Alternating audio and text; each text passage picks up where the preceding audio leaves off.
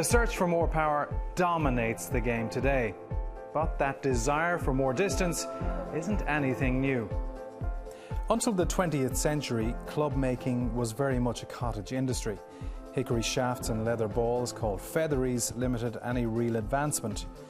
The introduction of a more durable rubber gutta percha ball in the late 1800s and stronger steel shafts a few decades later revolutionized the game. Innovations such as the one-piece rubber core wound ball, grooved irons and persimmon woods all pushed golf's boundaries further. In the 1960s, casting allowed for mass-produced affordable clubs. By the 70s, the first graphite shaft meant lighter and stronger clubs could be made. The first two-piece ball created greater control. Then, to top it all, the invention of the metal driver would spell the beginning of the end of persimmon woods. The floodgates were well and truly open. Fast forward to today. Go to any golf superstore and you'll find a mass of big-headed drivers, forged irons and core-compressed golf balls. Each manufacturer promising greater distance, accuracy and control, and all making a very convincing sales pitch. It's a 460 titanium head with a 10.5 degree loft on it.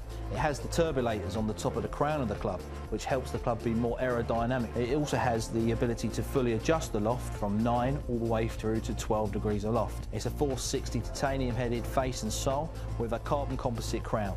We also have a weight bar on the bottom of the club, which we can make more draw and fade bias. We reduce the weight in the top of the club for a lower centre of gravity, so we can get a high launch and low backspin for longer, straighter drives.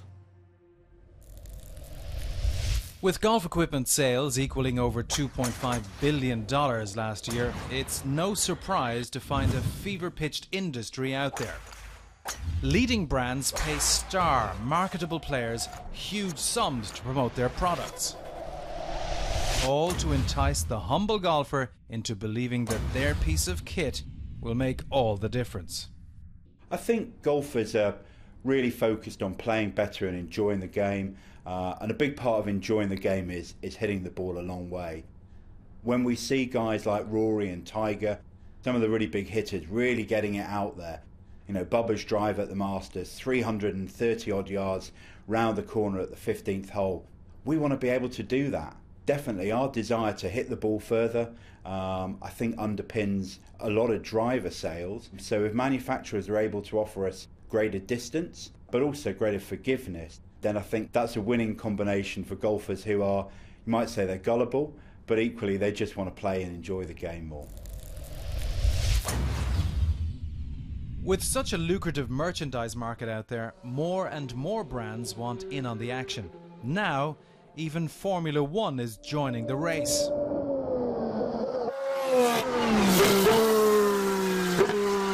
Few teams have a richer history than the Williams F1 team. A wealth of experience and knowledge in design and performance that they think they can bring to golf club technology. I think what Williams brings to golf is not necessarily a scale or a marketing budget on that Nike or Callaway would have. But certainly the technological capabilities that we have, the skills that we have in aerodynamics, the skills that we have in lightweight structures, in CFD, enable us to contribute to a product that maybe is put together in a slightly different fashion, to make it a more usable product, to make it a more successful product, in a way that maybe the other organisations aren't necessarily moving. In terms of understanding a problem, one of the engineers told me not long ago, when I asked him, how did you manage to make such a good golf clubs in the very first run? He replied, well, golf club has 3 pieces, basically, and a Formula One car has 72,000 parts, and we risk the life of the tester if you do something wrong, so that's particularly easy for us. And you just have to smile. This is the world new clubs are now developed in laboratories and wind tunnels that are constantly searching for the next advancement in the game. I think the future of golf equipment design very much relies on the innovation of the R&D experts.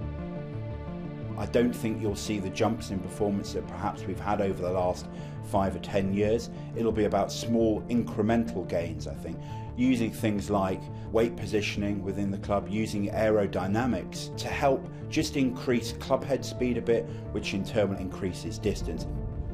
I think the materials, again, that manufacturers are using, there's probably something out there, space age sort of technology or material that will help, and I'm sure the R&D guys will keep on looking to try and produce product that will perform even better, but within the rules of golf.